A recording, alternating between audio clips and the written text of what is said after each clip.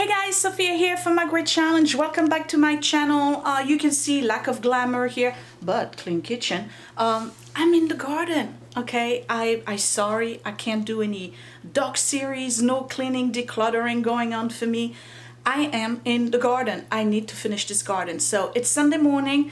You can tell by lack of makeup and hat, ridiculous, I know. I'm going in the garden. I have to finish the fence. I'm going to show you what I did yesterday. Today's a big day for me. I am going to finish stapling the wire, the chicken wire on the fence itself, and then I have to clean up the whole backyard and prep myself for what's coming up next, which is when I'm on vacation. I may do day in the life. The 13th to the 19th I'm on vacation. I'm finally gonna do the French drain and the trench and get all the water out of that portion of the garden. So let me show you what I did yesterday, and then I'll give you some shots here and there of what I'm doing today. I know it's only a video a week. I know it's not super interesting for those of you who live in apartments and don't have gardens, but some of you are interested in what I'm doing, so I'm filming. I will see you later.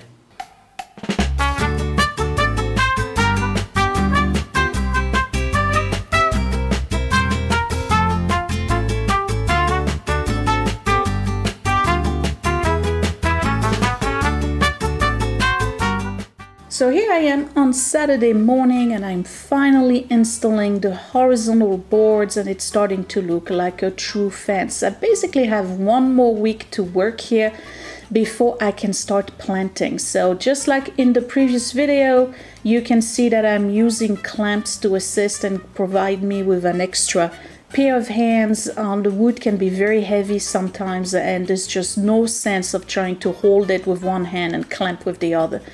So I'm checking levels, and you see the mess in the background. By the way, all of this is getting cleaned out on Sunday, which is in this video. You'll see that later on.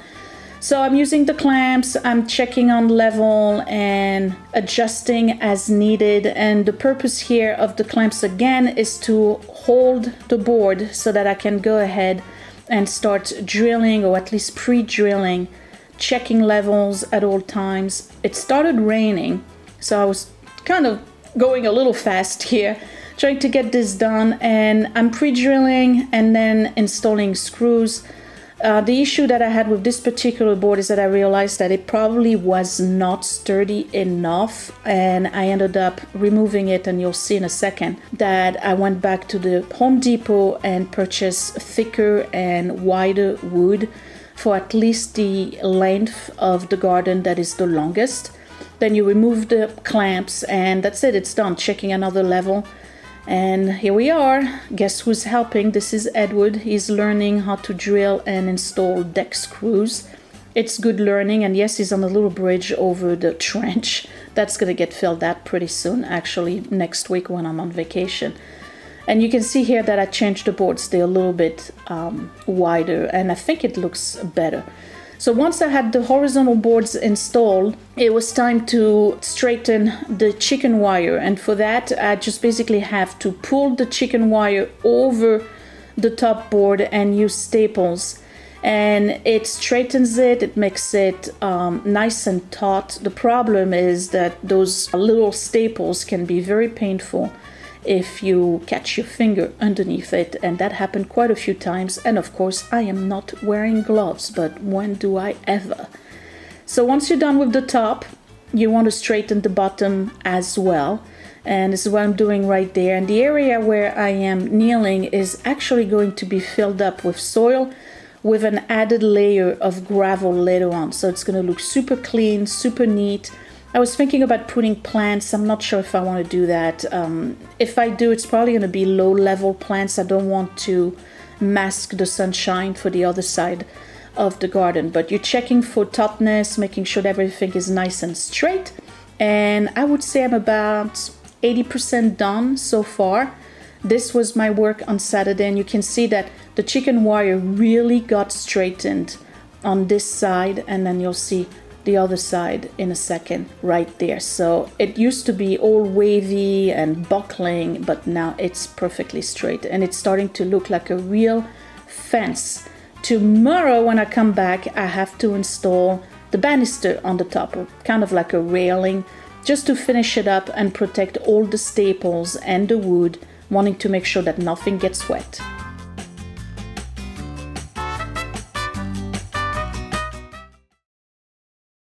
So here I am on Sunday and I have my little helper with me. I'm using the same side wood that I used for the front here.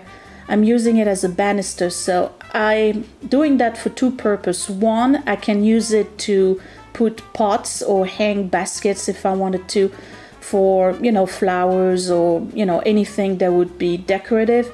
But it's also to protect all of the staples that I've put on top, because even though it is weatherproof, over the years there will be some rust and it's going to start to look shabby. So I'm doing this board all the way on top here, and then when you're in the garden or on the other side, you can actually, you know, rest over it. So I'm doing this one here, was a little bit too long and I had to basically tension fit it, and I'm showing Willie how to do that. And of course, now that I've tension fitted, I was wondering if maybe I moved the post. So I'm showing Willie how to check for plumb and how to check for level, both ways, this way and the other way, and it's perfect.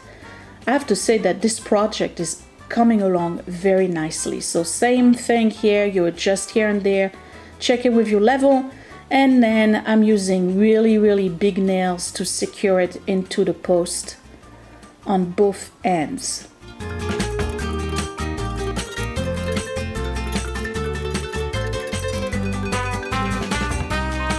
For the one at the corner though, I am doing it as a toenail to make sure that it catches most of the post.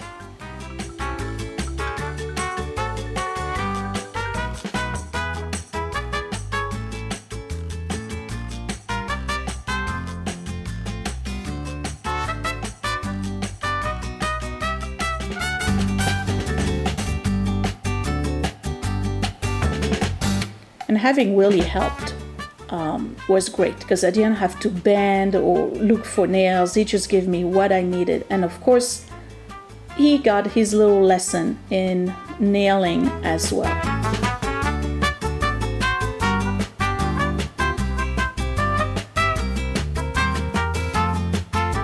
So this is what it looks like with the banister on top. I'm not finished with the banisters. You see, I'm still missing the one over here. I have to go back to the Home Depot and get more of that pressure treated wood. But I really like the wood. It looks definitely like a real fence. It took quite some time to put together, but hey, I'm proud of myself. I built this, guys. I think it looks really good. And you can see that the chicken wire is really nice and taut. I made sure that the corners were double stapled. This is where another board is going to go for a banister. So I'm doing the corners in double staples because I don't want any critters to try to get in, and, you know, rabbits or whatever. And for those of you wondering, why am I even doing this? Well, we have deer in my area, and the last few years, yeah, we have a lot of critters. I don't even know what that bug is. If anybody can ID it for me, that would be great. But anyway, we have deer coming in the area, so the garden itself is going to be closed off with a gate, and that's going to stop the deer from coming inside and chewing everything. So this is the rest of the property and what I have to do today. It's Sunday. I have to move one cord of wood and I have to disassemble the old bed. So now it's Sunday afternoon and Willie and I moved all the wood to the other side of the garage. But now I have to tackle this big mess here, and some of it is residual from the work I'm currently doing. But my biggest problem is this big bed that used to be on the other side of the garden. When I flipped it over, it literally planted itself in the soggy soil that is my backyard, and I could not lift it. And the only solution I could find was to actually disassemble it. And let me tell you, it was super hard. So I started going at it with the crowbar. Of course, I didn't realize at the time that I had also nailed in the bottom, so there was no point of me trying desperately to disassemble this thing with a crowbar while the rest was attached by about 50 nails and screws at the bottom. But I tried, I persevered, and eventually I gave up and went on the other side. Maybe I figured if I was disassembling it from one side, I could remove the bottom. That didn't do anything. I went back at it with the drill to see if I could remove some of the old screws. But one of my issues is that when I built this about 7 years ago, I had used regular deck screws and some screws that required a star bit, and I don't have the bit anymore. So I was able to remove about half of the screws. And at that point, I realized that there was only one solution. That's right, sledgehammer. I had to go at it with my sheer weight and the sledgehammer, and I just hacked at this thing for a good, I would say, about an hour and a half. And eventually I did get it. But let me tell you, it was hard work. And that thing, that sledgehammer, when you have to swing it 30, 40 times, your shoulders and your back are killing you for the rest of the day.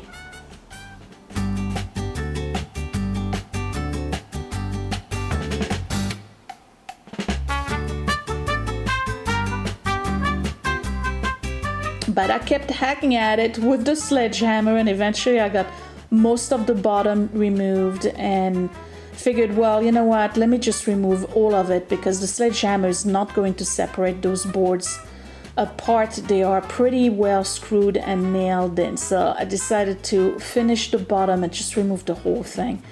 And eventually I was able to do that. I got the whole bottom removed, and you can see I got one side out of the way. At that point I thought that, hey, maybe I can go at it with the sledgehammer again and it's going to separate, but nope, it was not bulging.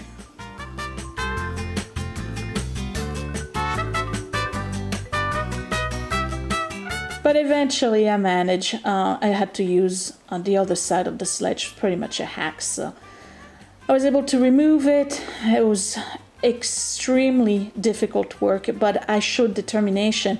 And it was a good life lesson for Willie too, because I told him, listen, when you are driven, you just don't give up, you get it done. So at about 5 o'clock in the afternoon, I finally had everything out of the backyard, and now I needed to use the weed whacker and get rid of everything that was overgrown. Willie did the camera, so I'm sorry it's a little shaky.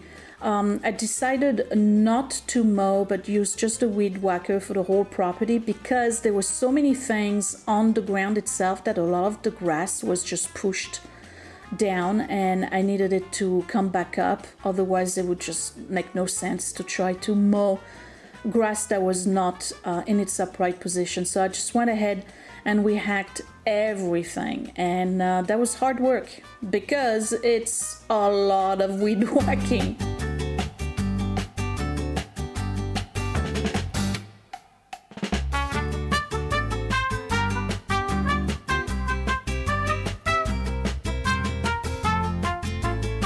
But finally, by 7 p.m., I was done, and this almost looks like a totally different yard. So, to recap, the vegetable garden is here. I still have to build the gate that's going to open on the outwards, and then here is going to be the French trench, and it's going to go all the way to the back. So I'll do like a semicircle right there, a dry riverbed that goes all the way to the back, and then you see there's some dirt here in the middle. This is going to be used to level off the property itself because there's a lot of parts of it that are dipping where the water just stays. So all of this here, by the time I get on vacation, of course the water will be down. We had a downpour a couple of days ago. I'll do a half a circle here. It's going to be basically a dry riverbed. And then all along the other side of the fence, I'll have a French drain. And all of the soil is going to be leveled and dispersed throughout the property. I'll have to temper it again and put some new seeds for it. So this year, this is what I'm going to do. Next year, I'll start landscaping, bringing bushes and trees. I don't want to do that this year. It's just going to be too much. And it's kind of off season for that. So I hope you enjoyed this video. I will see you next week. Thanks for watching, you guys. Bye.